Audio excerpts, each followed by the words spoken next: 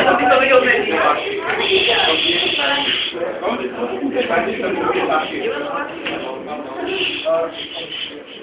Aj tu odbudiš.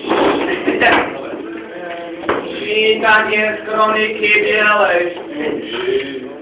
31. januára skauti z celého Slovenska vybrali sa do Banskej Štiavnice.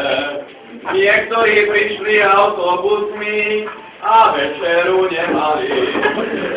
Potom prišiel do izby Pierko a povedal: všetci hneď do jedálne a učili sa tancovať. A pri tanci spievali raz, dva, tri, ča, ča, ča, ča. Aby som sa usmievali na nami, aby som mali radosť, boli im za to vďačné.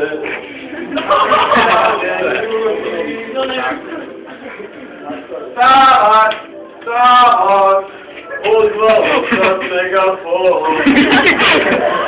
Začala komentára a vedúci kričali: drogy, drogy, odostali len možku. Potom prišla babka a ukradla im hlava. Zabite, zabite ju. Prvi sme sa dohli. Prezite až ty svety dávali. Lebo sme boli leniví, no chceli sme vyhrať. Kázali sme na dámu a mnohí protestovali. Nechceme už viac kráčať, chceme ísť už domov. Ja nevidím nič zlé na tomto chodníku. A tak sa rozdelili na dve skupiny. My, čo boli veľmi silní, sa dozvedeli pravdu. Veru, hovorím vám, ešte nebudete so mnou vzájomní.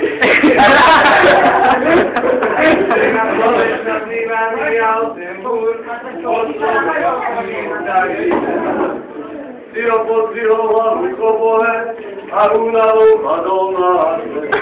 Tým sa vyplnilo proroctvo starého proroka.